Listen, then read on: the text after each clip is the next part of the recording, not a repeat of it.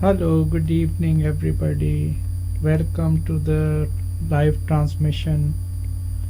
I'm ready. I'm going to have a cup of tea, and I hope you will join me too with whatever you prefer, coffee or tea. Wish you were here in Dubai so I could invite you to our small studio, as you can see from this back camera. So let's start the transmission, and I had now I'll take off my headphone because my voice starts the feedback. So here we go. Now in that 2 days which we were going through that scenario of able and unable and mason. So the third characteristic of this human nature, which was portrayed in that scenario we had created, with you as the viewer as the role player. So the third one is concerning the person who is doing the sales in that company. Do you know that people who are in the sales, in public relations, in customer service, dealing with humans, they are a very special breed. They are like actors in a movie, very sensitive. They are affected by every type of mood, even a slight change in somebody's mood, in the weather, in the hassles they have to face before going to the office or while coming to the office. Remember, this guy had said that he was late, so he had skipped his coffee at home and he had to take it from that snack bar or coffee shop or whatever. These people are always on the go, they are always in a hurry, they forget things, they even forget to eat sometimes. Their main focus is on the target, the sales they have to make, the because their income, whatever, although they do have a fixed salary, but they thrive on incentives, extra commissions. So it depends on their efforts and how successful they are in convincing a would-be client, a potential client, a potential customer to do business with them.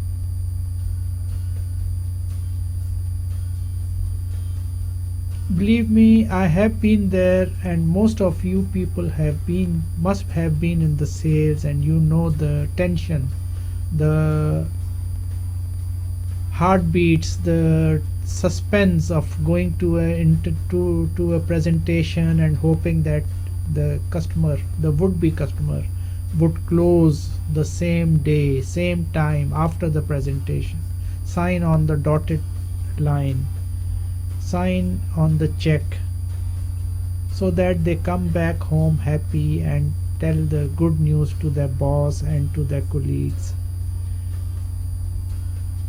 They survive on challenges.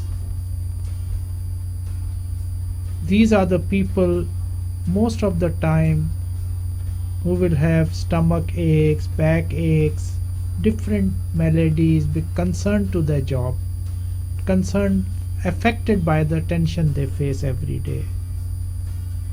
Even driving, while they are driving, their focus is on where they are going.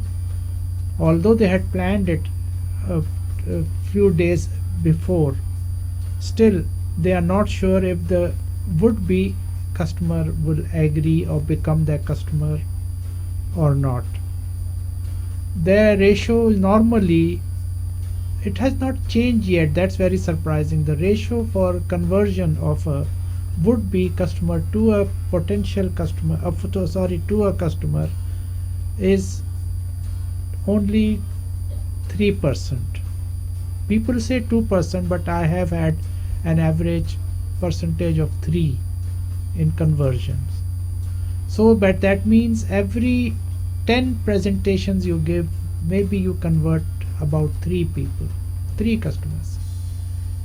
Imagine the time it takes to go to the customer's office, the preparation, the setting up of the demonstration, then maybe the demonstration takes 1 hour. Then after that, if either they are dejected, they are rejected, they come back empty. They don't come back, they go to the next appointment. But this, the first appointment sets the tone for the whole day for them. If they succeed in the first appointment, it is like a little bit superstitious. People feel jinxed if the first appointment does not materialize. I mean, does not take the client does not sign in the first appointment, the first presentation. So these people are always facing ups and downs throughout that day of their career. Imagine the first appointment, the first presentation, the customer does not agree, or if agrees, makes delaying tactics, making excuses. Okay, we will call you. Okay, I have to consult my directors, my MD. These things do happen, although if the customer was keen enough, they would have all agreed as to everything. They would have convinced their would be bosses and MDs and taken the green signal in advance that if I am convinced with this presentation, should I go ahead, should I sign. But it shows the interest of the customer. If they are making these tactics of delaying your decision for giving the order, that means they are still not convinced, or they have somebody else in mind. And it's like remember, in business, when you are asking for quotations, you have to have at least 3 quotations, and then you decide which price suits you. Same way with demonstrations, these people may have already agreed to somebody, but just to fulfill the quota, they will ask 2 more suppliers to give a demonstration to show that we were fair with everybody, and then we decided on the one they have already decided on. There could be many reasons for that. The one they have decided on could be their relative, could be their friend, could be their partner in this company also. And so number 2, they also want to keep abreast of the new things which are coming in. Maybe their partner or the one they have decided on has good stuff, but maybe there is something better out there. So this process goes on. You should not be disheartened. Expect people to not always agree with your product.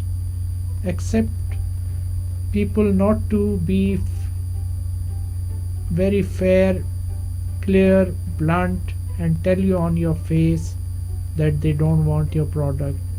They will want to be sweet, diplomatic, give you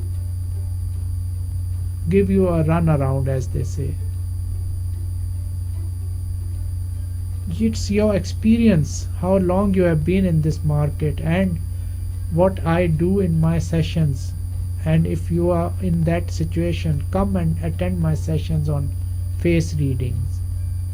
If you are experienced in the sales already, then by whatever the would-be customer is saying, you can read between the lines and you can judge whether you'll get that order or not.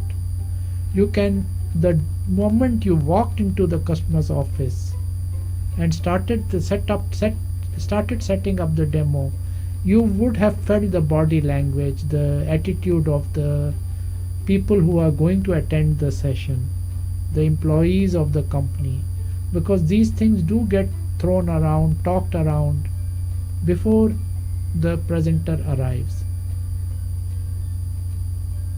So it's a hush hush job.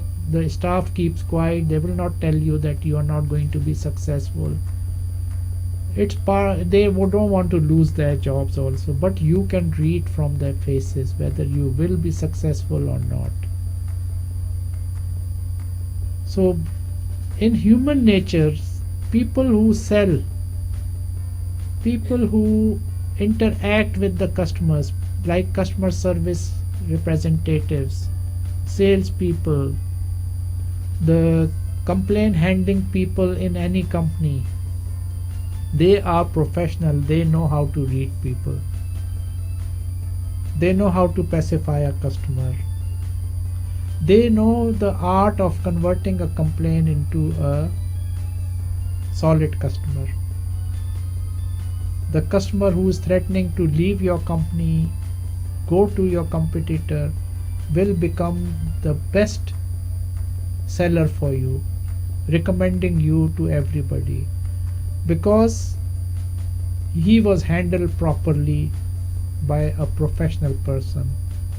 People do appreciate it. They want to know whether you can read them or not, whether you came to the right conclusion on what you wanted from that company. If you do that, that's like a magic trick to them. They think that if you can read me and know what my preferences are, in the future I will never have any trouble with these people. They will not always be coming back to me asking me what I want, how I want it, what color I prefer. So this was the third human trait, the tension job of a salesperson. Try to sympathize with them when you go to any company and somebody is selling to you and somebody is there to attend to you. Reciprocate with them. Try to make their job easier. Don't give them a hard time. Give them the indication that you are in the same boat. You know what they are going through. They are doing their job. So please, after these three, this was just a small scenario, a sample.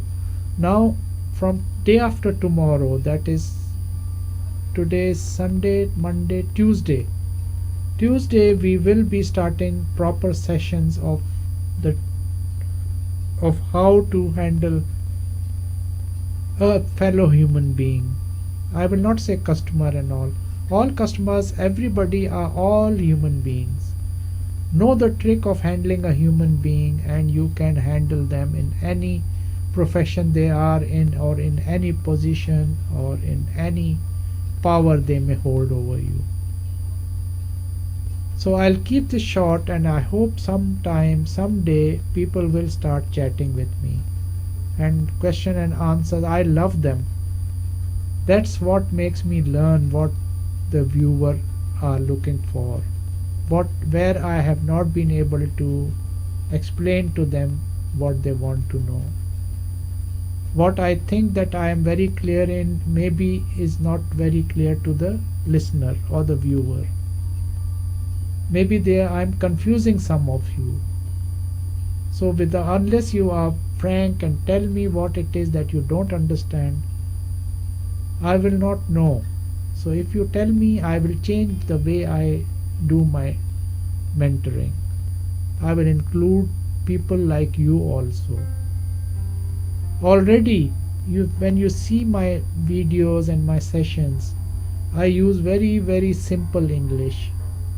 This is not a contest to show that I know big words, and although I am not very well educated, I am a self-made person. If you go through my history, and there is a video on this site which is Uncle K's interview with Uncle K. Go through that. I explain everything, how I came to be what I am. So thank you very much. Thank you for your loyalty and I appreciate it. So please, God bless to everybody. Bye bye.